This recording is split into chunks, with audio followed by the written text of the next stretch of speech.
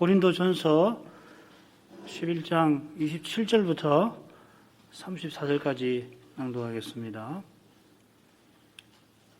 11장 27절.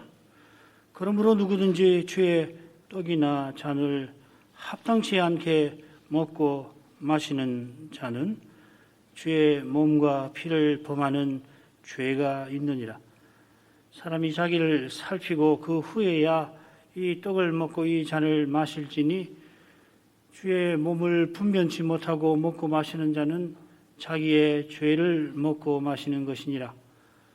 이러므로 너희 중에 약한 자와 병든 자가 많고 잠자는 자도 적지 아니하니 우리가 우리를 살폈으면 판단을 받지 아니하려니와 우리가 판단을 받는 것은 주께 징계를 받는 것이니 이는 우리로 세상과 함께 죄의 정함을 받지 않게 하려 하심이라.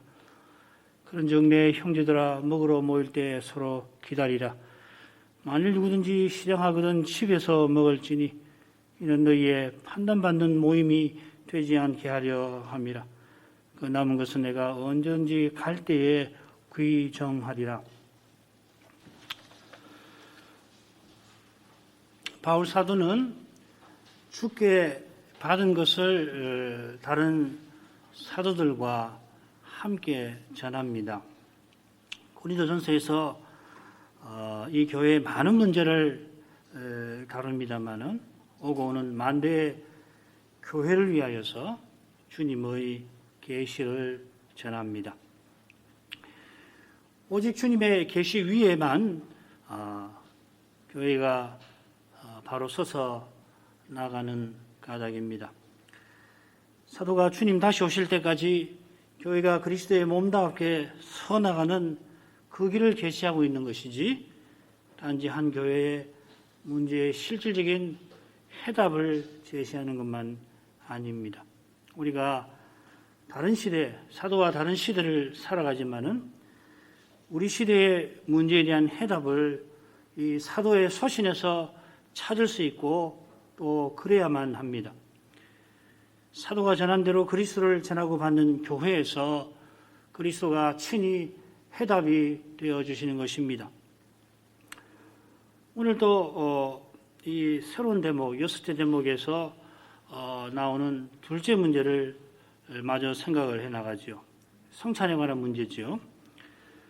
당시 교회는 성찬을 하면서 식사를 겸했습니다. 이것은 아마도 주님께서 유월절 만찬 자리에서 성찬 제정하신 사실과도 붙어 있고 만찬이 당시 많은 교인에게 중요한 기회였던 적과도 교제의 기회였던 것과도 붙어 있는 것 같습니다. 예찬을 통하여서 이 식사를 예찬이라고 아가페 사랑이란 말을 썼는데 이 예찬을 통하여 함께 부활하신 주의 몸에 속한 것을 경험하기도 하고 장차 어린 양의 혼인잔치가 있을 것을 바라보기도 했을 겁니다. 이를 위해서 함께 나눌 식사를 가지고 와서 함께 먹고 마셨는데 분열로 말미암아 주의 만찬이 자기의 만찬이 되고 말았습니다. 먹고 마실 집이 버젓이 있는 사람들이 하나님의 교회를 업신여기고 가진 것 없는 이들을 부끄럽게 만들었습니다. 이들이 교만하여서 하나님의 교회를 먹고 마실 집으로 만들고 그 집에서 없는 가난한 형제들을 있으나마나한 사람으로 무시했습니다. 하나님의 교회를 악한 세상처럼 만들고 세상 임금처럼 주님의 형제를 멸시하였습니다. 주님의 권위를 무시하는 그들에게 사도는 주님께 받은 전성을 분명하게 전하였습니다. 그 전성에서 특별히 주님의 죽으심을 강조하였습니다. 이것은 부활에 이르렀다 착각하고서 교회에서 왕노릇하는 그들을 바로잡기 위함입니다. 이제 전성기에서 사도가 해답을 제시해 나갑니다. 그것이 오늘 읽은 대목이죠. 세 부분으로 셋째 부분인데 셋으로 나눠보죠. 27절부터 29절까지는 자기를 살피고 성찬에 참여하라 하는 것입니다. 둘째로 30절부터 32절에 우리가 살피지 아니하여 판단받는 이유를 제시하고 있고 33, 34절에서 성찬에 참여할 때 판단받는 모임, 심판받는 교회가 되지 않게 주의하라 합니다. 27절부터 29절을 읽겠습니다. 그러므로 누구든지 주의 떡이나 잔을 합당치 않게 먹고 마시는 자는 주의 몸과 피를 범하는 죄가 있느니라. 사람이 자기를 살피고 그 후에야 이 떡을 먹고 이 잔을 마실지니 주의 몸을 분변치 못하고 먹고 마시는 자는 자기의 죄를 먹고 마시는 것이니라. 27절과 29절에 비슷하지요. 합당치 않게 또 분별치 못하고 먹고 마시는 사람. 그리고 똑같이 이 죄가 나오는데 실은 다른 낱말입니다. 붙어있지만 하나는 죄고 하나는 심판입니다. 성찬에 합당치 않게 참여하는 사람은 큰 죄가 있습니다. 그리고 중간 28절에 합당하게 참여하는 길이 제시되어 있는데 자기를 살피는 것이라 하였습니다. 우선 사도는 주의 떡과 그 잔을 먹고 마신다고도 하고 주의 몸을 먹고 마신다고도 합니다. 자, 이것은 성찬의 떡과 잔이 그저 일상적인 떡과 잔이 음료가 아님을 보여주는 것이죠. 요컨대 성찬에 참여하는 일은 떡을 먹고서 주님의 몸에 참여하면은 참 좋지만은 그렇지 않으면 무슨 특별한 상관없는 그런 일이 결코 아니라 하는 것입니다. 그처럼 성찬의 떡을 합당하게 자기를 살피고 먹는 사람은 주의 몸을 먹고 마십니다. 주님이 주시는 생명을 받아 누립니다. 주님과 교제합니다. 그래서 주님을 위하여 삽니다. 달리 표현하면은 이런 거룩한 목적을 위하여 주님께서 연약한 인생을 위하여서 성찬을 제정해 주신 것입니다. 말씀으로도 촉할지만은 눈에 보이는 말씀 우리에게 주십니다. 성찬은 요컨대 성례입니다. 사도가 합당치 않게 먹고 마시는 자를 27절에서 대뜸 언급하는 것은 지난 시간 살핀 고린도 교회의 문제와 붙어 있습니다. 문제 인물들이 주의 만찬을 자기의 만찬으로 만들 정도로 합당치 않게 주의 떡과 잔을 먹고 마십니다. 그처럼 이 합당치 않다 하는 것은 성찬의 뜻과 목적을 거슬러 행한다 는 뜻입니다. 앞서 사도가 주의 전승을 전하면서 성찬의 뜻과 목적을 밝혔습니다. 성찬은 주의 떡과 잔을 먹음으로써 주님을 기념하는 것, 주의 죽으심을 전하는 것입니다. 성찬에 합당하게 참여하는 사람은 주께서 십자가 지신 사실을 깨닫고 그 지신 목적을 받듭니다. 지난 주일 오후에 성찬에서 살폈는데 주께서 십자가 지신 것은 우리가 주님 안에, 주님이 우리 안에 계시기 위함이고 주님께서 아버지를 위하여 사신 것처럼 우리가 주님을 위하여 살게 하시는 것입니다. 이 목적을 이루라고 주님께서는 자기 안에서 하나의 새로운 사람을 지으셨습니다. 이 하나의 새로운 사람이 바로 교회이고 교회는 그리스도의 몸입니다. 교회가 그리스도의 몸답게 서나가도록 주님은 몸이 살아갈 수 있는, 자랄 수 있는 생명, 주님의 생명을 내려주시는 것입니다. 이 은혜를, 생명을 내려주시는 방도가 은혜의 방도입니다. 이 방도는 첫째 말씀이고 둘째 성례이고 셋째 기도입니다. 둘째와 셋째 성례와 기도는 반드시 말씀과 함께라야 방도답게 쓰입니다. 로마 가톨릭 교회가 성례에서 심각한 문제가 생겼던 이유가 말씀을 제대로 전하고 받지 아니한 데에 있습니다. 많은 복음주의 교회가 기도에서 심각한 문제가 생긴 이유도 마찬가지입니다. 먼저 하나님께 말씀을 듣지 않고 말씀을 결국 자기 말을 하나님께 드리는 것이 문제죠. 말씀을 듣지 않고 하나님께 말씀을 드리지 못하는 법인데 지성이면 감천이라 생각하고 그래서 기도를 공로처럼 세월이 하는 일이 많습니다. 내가 무슨 산에 올라가서 30년을 기도했다 떠버립니다. 그런 일이 많은 교회에서 성례가 제대로 이루어질 리 만무합니다. 예전에 가난한 시절에 군에서 빵 하나를 얻어먹으려고 세례를 받는 일이 비일비재했습니다. 그렇게 세례받고 제대한 후에 무슨 어려움 없이 교회에 가입하는 사람이 생겼고 그들이 성찬을 합당하게 참여할 리 없습니다. 힘듭니다. 그렇게 되면 교회와 세상 사이에 벽이 없어지고 맙니다. 이러한 일이 우리와 상관없는 일이라 생각해서 안 됩니다. 우리가 남과 다를 바 없는 죄인이라고 합니다. 이미 우리의 죄가 주님 앞에 충분히 드러나고 남음이 있다면 또 겸손해야 마땅합니다. 합당치 못하게 성찬에 참여하는 일이 생기지 않도록 주의할 것입니다.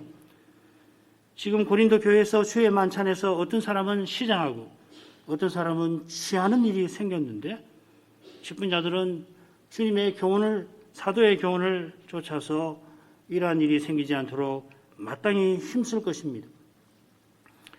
합당치 않게 먹고 마시는 사람은 주의 몸과 피를 범하는 죄가 있다 하였습니다. 이것은 십자가 지신 주님께서 주님에게서 떠나서 주를 못 박은 이 세상 관원과 한편이 된다 하는 뜻입니다. 비슷한 표현이 히브리서에 나옵니다. 하나님의 아들을 다시 십자가에 못 박아 현재의 욕을 보임이라. 10장 29절도 비슷합니다. 하물며 하나님의 아들을 밟고 자기를 거룩하게 한 언약의 피를 부정한 것으로 여기고 훌륭한 개혁자들은 이 말씀을 이렇게 해석을 하고 오늘날 많은 학자들도 동일한 해석을 하고 있습니다. 이렇게 무서운 것이에요. 이런 해석에 비춰서 스코틀랜드 교회가 전에 요즘은 아닙니다. 수백 년 전에 1년에 한 번 성찬식을 가졌던 심정을 이해할 만합니다. 사도의 무서운 경고가 마음에 생생하니까 그 교회가 성찬식을 자주 가질 엄두를 내지 못한 것입니다. 장로의 신방이 이때 이루어지지요. 성찬에 참여하도록 독려하기 위해서. 물론 이런 태도가 장려할 만한 것은 아닐 것입니다. 교회가 평안하여 든든히 서나가면 그런 때는 성찬이 자주 있게 돼요. 초기 교회는 모일 때마다 성찬을 가졌다는 기록도 남아 있습니다. 칼빈 선생도 이러한 전통을 따르고자 했지만은 현실적으로 그렇게 하지를 못했고 제나바 교회는 결국 1년에 4번 성찬식을 가졌습니다. 교회는 늘 죄의 문제가 발생하니까 자주 하고 싶어도 현실적으로 힘들 때가 많아요. 수찬 중재를 당한 사람이 눈앞에 보이는데 어떻게 자주 할 수가 있겠어요. 스코틀랜드 교회의 태도가 권장할 만한 것은 아니나 그들의 민감한 죄인식은 현대교회가 살필 만한 것이라 저는 생각합니다. 성찬을 통하여서 주님과 더욱 교제하고 주님을 위하여 살리라 하는 그런 순전한 마음 아니고 다른 생각과 목적이 있어서 그 생각과 목적으로 성찬을 행한다면 실로 두려운 일인 줄 알아야 할 것입니다. 사도가 사람이 자기를 살피고 그 후에 참여하라고 권합니다. 똑같은 표현이 고린도 후서에 나와서 이 말씀을 참조하겠습니다. 고린도후서 13장 5절의 말씀입니다. 너희가 믿음에 있는가 너희 자신을 시험하고 너희 자신을 확증하라. 이 확증하라는 말이 똑같은 말입니다. 예수 그리스도께서 너희 안에 계신 줄을 너희가 스스로 알지 못하느냐? 그렇지 않으면 너희가 버리운 자니라. 이 말씀에 이어 나오는 7절을 지난 시간에 살핀 줄 압니다. 옳다 인정함을 받은 자라는 표현을 이 고린도후서 13장 7절과 관련해서 살폈죠. 옳다 인정함을 받은 자, 이 도키모스라는 말인데 이 표현이 이 살피라는 낱말에서 나왔습니다. 자기가 옳다 인정함을 받기 위해서 편당이 있어야 한다 하면서 성찬에 합당치 않게 참여하는 사람들이 지금 있습니다. 사도처럼 자기가 버리온 자, 곧 믿음 없는 자로 오해받더라도 교회가 선을 행하기를 힘써야 하는 법인데, 이들은 교회가 분열된 것을 들어서 자기를 자랑하는 것입니다. 그런 그들을 향하여서 그리스도께서 너희 안에 계신지를 살피라고 사도가 촉구하고 있습니다. 다른 말로 너희가 믿음에 있는가 살피라 하는 것입니다. 믿음 안에 있는 사람은 그리스도께서 그 안에 사시는 사람입니다. 갈라디아서 2장 27이 그 말씀이죠. 내가 그리스도와 함께 십자가에 못 박혔나니 그런즉 이제는 내가 산 것이 아니요 오직 내 안에 그리스도께서 사신 것이라. 이제 내가 육체 가운데 사는 것은 나를 사랑하사 나를 위하여 자기 몸을 버리신 하나님의 아들을 믿는 믿음 안에서 사는 것이라. 그리스도께서 그 안에 사시는 사람이 성찬에 참여할 자격을 갖춘 사람, 곧 의롭다 하심을 받은 사람입니다. 그처럼 하나님의 아들을 믿는 믿음 안에서 사는 사람이 성찬 참여하는 일에 옳다 인정함을 받은 사람입니다. 하나님의 아들을 믿는 믿음 안에서 사는 것은 자기 안에 사시는 그리스도로 살아가는 사람입니다. 그리스도의 생명을 받아서 그 생명을 살아내는 사람입니다. 그 사람은 그리스도께서 아버지를 위하여 사시듯이 그리스도를 위하여 사는 사람입니다. 그리스도께서 아버지를 위하여 십자가를 지신 것처럼 그 사람은 그리스도를 위하여 자기 십자가를 집니다. 방금 인용한 고린도후서 13장 5절 그 말씀 앞뒤로 이 내용이 나와요. 4절에서는 그리스도께서 십자가 지시고 부활하신 내용이 나오고 6, 7절은 사도가 그리스도처럼 자기 십자가를 지고 부활의 능력을 드러내는 내용이 나옵니다. 사도와 같이 예수의 죽음을 자기 육신에 짊어져서 부활의 생명이 형제와 이웃에게 나타나기를 바라고 있는지 살피고 그러한 심정으로 성찬에 참여해야 합니다. 주님께서 성찬을 통하여 내려주시는 은혜가 그러한 삶을 위한 것입니다. 은혜의 방도란 믿음을 견고하게 하는 수단이라는 말인데, 견고한 믿음은 그리스도를 위하여 사는 믿음인 것입니다. 남이야 참여하든 말든 교회는 엉망이 되든 말든 나는 성찬에 참여해서 잘 믿고 잘 살아가겠다 한다면은, 그래 성찬에 참여한 사람끼리 오순도순 살아가자 한다면은 그건 사도가 전한 복음과는 다를 것입니다. 29절에 주의 몸을 분별치 못하고 먹고 마시는 것은 27절에 합당치 않게 먹고 마시는 것과 결국은 같은 것입니다. 여기 분별치 못한다는 것은 합당치 않은 상태이겠지요. 주의 뜻을 분별치 못해서 그 뜻에 합당치 않은 상태인 것입니다. 이런 사람은 앞서 주의 몸과 피를 범하는 죄가 있다 했는데 여기서는 자기 죄를 먹고 마신다 했습니다. 여기 죄라는 말 심판을 가리킵니다. 앞서 주의 몸을 범하는 죄가 히브리서 6장 6절에 나온다 말씀드렸는데 6장 2절에 바로 이 낱말 심판이 나옵니다. 하나님의 아들을 다시 십자가에 못 박는 죄가 배도의 죄입니다. 그 죄가 사망에 이르는 죄입니다. 비슷한 표현이 34절에도 나올 것입니다. 판단받는이라고 번역됐는데 심판받는 모임이 그것입니다. 사도가 지금 그저 개인의 문제를 다루고 있지 않다는 것을 이러한 데서 알게 됩니다. 교회가 무서운 심판을 받지 않기를 사도가 바라며 교원하고 있는 것입니다. 30절부터 32절입니다. 이러므로 너희 중에 약한 자와 병든 자가 많고 잠자는 자도 적지 아니하니 우리가 우리를 살폈으면은 판단을 받지 아니하려니와 우리가 판단을 받는 것은 주께 징계를 받는 것이니 이는 우리로 세상과 함께 죄 정함을 받지 않게 하려 하십니다. 사도가 자기를 살피지 않고 성찬에 참여하는 죄가 얼마나 무서운가, 그 심판은 얼마나 두려운가를 경고했는데 그 이유를 이제 언급합니다. 그 이유는 뭔가 하면은 고린도 교회에 약한 자, 병든 자가 많고 심지어 잠자는 자도 적지 않은 사실입니다. 많다, 적다 하는 것, 적지 않다 하는 것은 그런 사람이 없어야 한다는 당위에 비춰서 살필 일이겠죠. 단 한 사람이라도 성찬을 합당치 않게 참여하여서 병들었다면은 그게 개인은 물론이고 교회로서는 작은 일이 아닐 것입니다. 그런 점에서 많다 적다 한 것은 적지 않다 한 것은 상황이 매우 심각하다 하는 것을 보여주는 것입니다. 그런데 이들이 모두 영원한 심판받은 건 아닙니다. 더욱이 사도가 그런 두려운 일을 막기 위하여서 서신을 쓰고 있는 것이죠. 아울러 고린도의 문제를 베드로와 똑같은 것이라 단정하지를 않습니다. 고린도의 근본 문제가 부활을 오해해서 사도의 교훈을 무시하는 데에 있는데 심지어 이방인 중에도 없는 그러한 죄를 범한 사람도 사도가 권징하며 지금 돌이키려 하고 있습니다.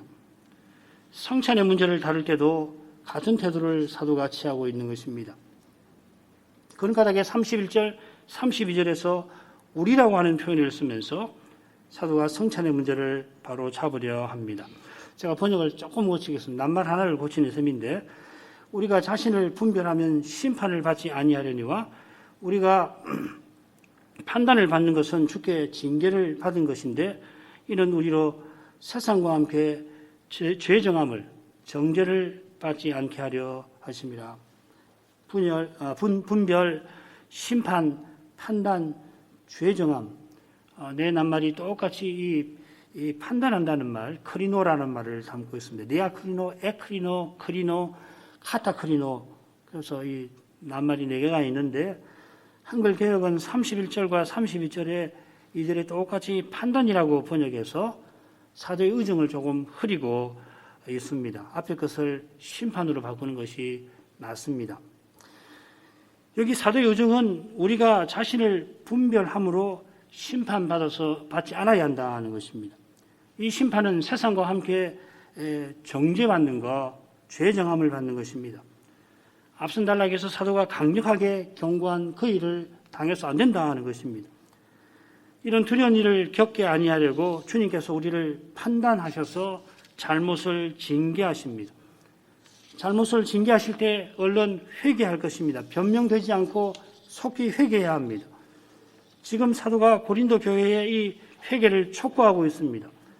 성찬을 행한 결과로 무서운 일이 이미 일어났는데 이것은 하나님께서 그 교회의 잘못을 판단하여 징계하신 일이라 하는 것입니다. 이런 징계를 받고도 여전히 어떤 사람은 주의 만찬을 자기의 만찬으로 만들고 있습니다. 그들을 향하여 사도가 단단히 경고합니다. 그들이 이미 징계를 받았을 수도 있고 아직 받지 않았을 수도 있습니다. 하나님의 이 심판이라는 것, 판단이라는 것은 너무도 깊어서 사람이 다 헤아리지를 못하죠. 현상적으로 드러난 것만 가지고서 이렇다 저렇다 함부로 단정 못하는 법입니다. 더욱이 참된 신앙을 가진 교회와 신자라면 내가 받지 않았다고 주님의 징계와 나는 상관없다고 생각하지를 않는 법입니다. 더군다나 징계받은 사람을 향하여 손가락질하지 않습니다. 징계받은 사람의 아픔을 헤아리면서 겸손히 자신을 돌아보는 것입니다. 주님께서 징계하시는 이유가 세상과 함께 죄 정함을 받지 않게 하심에 있다 하였습니다. 하나님은 타락한 세상을 싫어하십니다. 그 세상이 주님의 집에 나타나는 것을 미워하십니다. 주님의 집에서 이 세상을 없애버리려 하십니다. 그처럼 우리가 세상 행복을 좇지 않게 하십니다. 거기서 주님의 징계가 일어납니다. 이 징계는 잘못을 바로 잡는 것이기도 합니다만은 또한 그런 잘못을 범하지 않도록 막기도 하는 것입니다. 후자를 가리켜 시련이라 부릅니다. 이런 시련이 있는 것은 우리가 하나님의 자녀임을 가리킵니다. 징계는 다 받는 것이오늘 너희에게 없으면 사생자요 참아들이 아니니라. 마음대로 죄 짓는데도 시련이 없다면 무서운 것입니다. 죄 지은 것 없이 착실하게 살아가는데도 시련이 있을 때에 하나님이 내 아버지시구나 그렇게 생각하라는 것이에요. 더욱이 자기 아들이 정신이 나가서 세상을 쫓아가는데 아버지께서 그냥 두시겠습니까? 합당치 않게 세상 성찬에 참여하는 것만큼 교회를 세상처럼 만드는 게 없습니다. 로마 가톨릭 역사가 바로 그것입니다. 돌이키지 않으면 세상과 함께 정죄받고 말 것입니다. 33, 34절 그런즉 내 형제들아 먹으러 모일 때 서로 기다리라. 만일 누구든지 시장하거든 집에서 먹을지니 이는 너희의 판단받는 모임이 되지 않게 하려 함이라. 그 남은 것은 내가 언제든지 갈 때 귀정하리라.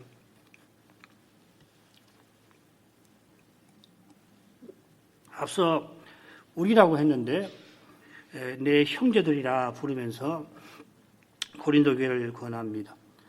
고린도 신자가 사도와 함께 하나님의 집에 속해 있는 것입니다. 이 관계만이 영원한 관계입니다. 이 관계 안에서 가족은 더 가까울 것이라 다들 생각을 하시지요. 뭐 그렇습니다.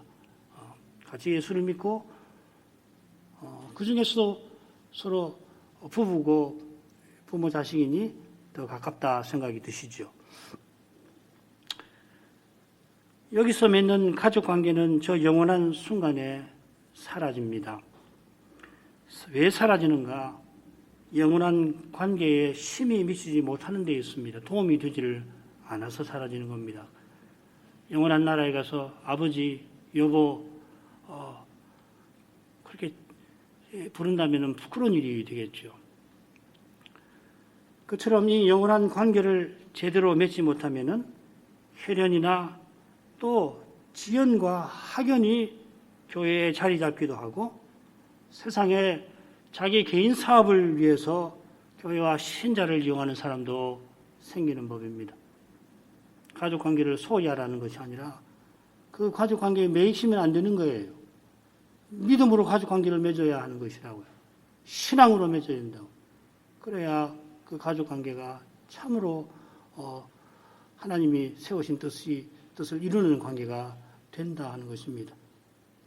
그런 걸 늘 물어봐야 돼요. 내가 주님보다 내 자식이나 내 배우자를 더 사랑하는가? 쉽게 말하면 그것이죠.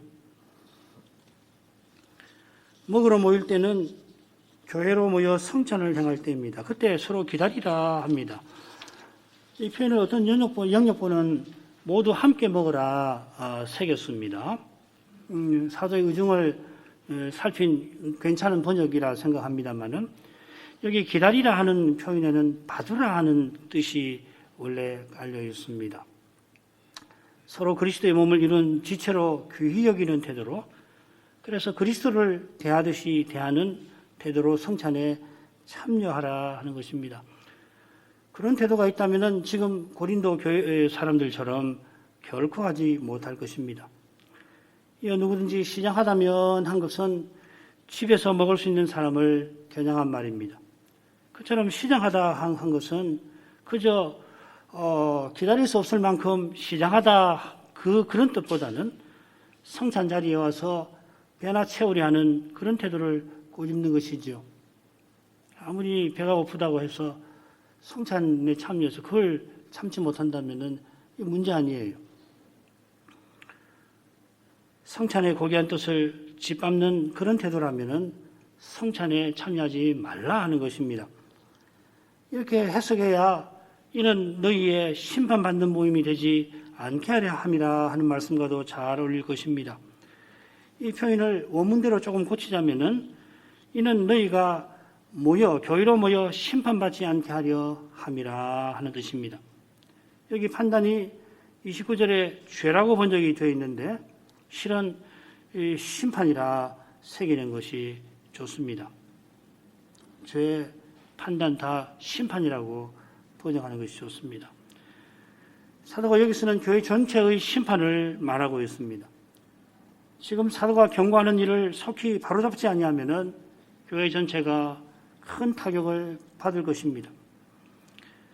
고린도 교회의 성찬에는 다른 문제들도 있었던 것 같습니다. 그 남은 것이라 하는 것은 그런 여타의 문제들, 심각한 문제가 벌어졌으니 그 문제에 다른 문제도 생기겠죠. 지금 하나를 꼬집고 있는 거예요. 가장 심각한 성찬을 합당치 못하게 행하는 아주 대표적이고 빨리 고쳐야 할 문제가 언급이 되어 있고, 그렇다면 다른 문제가 있는 것은 불을 보듯 뻔하죠. 그래 가장 심각한 문제를 집중적으로 다룬 것입니다.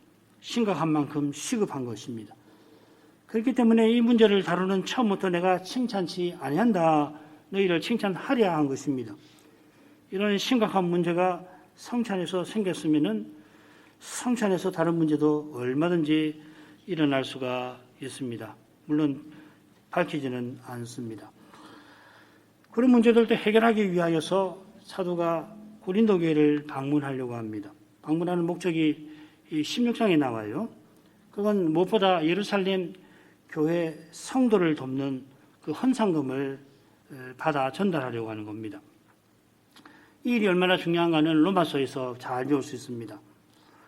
헌상을 예루살렘에 전달하여서 유대인 교회가 이방인 교회와 함께 그리스도 안에서 하나의 새로운 사람으로 서나가게 하는 것입니다.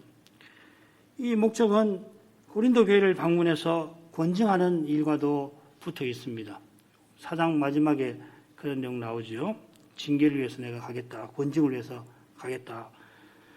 교회가 한 몸을 이루고 나가는 길에 죄의 현실이 늘 가로막고 있습니다. 가로막고 있는 이 현실을 가로질러 가도록 사도가 지금 서신을 보내는 것입니다. 사도가 전한 대로 그리스도를 전하고 받는 거기서 이런 거룩한 행진이 이어집니다. 죄의 현실이라 가로질러 가려면은 죽음의 고난을 맛보아야 합니다. 그러나 이 고난을 두려워한 나머지 죄의 현실을 둘러가려 하면은 없는 것처럼 생각하고 피해가려고 하면 오늘 살핀 것처럼 사도의 견고한 심판으로 향하는 것이 될 수가 있다 하는 것입니다. 죄의 현실에 눈 감으면 당장에는 괜찮을지 모릅니다만은 괜찮은 것 결코 아닙니다. 주의 몸에 속한 지체라면은 이런 일에 방관해서 안 될 것입니다. 기도하겠습니다. 거룩하신 아버지, 사도가 고린도 교회를 방문하기 전에 서신을 써서 심각하고 시급한 문제들을 먼저 풀어갑니다만은 그저 눈앞의 문제만 해결하려 한 거 아니고 오고 오는 만대의 교회가 거룩한 교회로 서나가는 길을 분명히 교훈하고 있습니다. 그 길은 오직 그리스도를 믿고 그리스도를 전부로 모시는 데에 있습니다. 교회가 그리스도의 몸입니다. 그리스도께서 이 몸의 친히 머리가 되어 주셨습니다. 그리스도께서 자기 안에서 하나의 새로운 사람을 지으셨는데 그 사람의 친히 속해 주셨습니다. 성찬 제정하신 고귀한 듯이 바로 여기 있는 줄 압니다. 성찬에서 떡과 잔을 먹고 마심으로 주님께서 우리 안에 사신 것을 드러내시고 우리가 하나님 아들을 믿는 믿음 안에서 살아가도록 하신 것입니다. 주님께서 아버지를 위하여 십자가로 나아가신 것처럼 저희도 자기 십자가를 지고 주님을 따르게 하신 것입니다. 거기 장차 그리스도와 같아지는 영광에 이어질 것입니다. 거기 이를 때까지 그 길에 가로놓인 죄의 현실을 가로질러서 가야 합니다. 가로질러 가는 거기서 교회와 신자의 고난이 일어나지만은 사도처럼 심지어 불의한 자 취급을 받을지라도 주님의 교회가 선을 향하도록 힘쓸 것입니다. 죄의 현실을 눈감지 않게 하옵소서. 그러면 은혜를 값싸게 만들 것입니다. 은혜가 너무도 고귀하여 우리가 값칠 수 없기 때문에 주님이 친히 십자가를 지셔서 그 값을 다 치르신 것입니다. 이 은혜가 헛되게 되는 일 없도록 참된 믿음으로 곧 그리스도를 전부로 모시며 살게 하시옵소서. 이러한 신자, 이러한 교회가 이 시대에 절실한 줄 압니다. 하늘의 주님께서 이러한 교회를 간절히 바라시고 계십니다. 저희가 이러한 교회로 서나가도록 이끌어 주시옵소서. 예수님 이름으로 기도합니다. 아멘.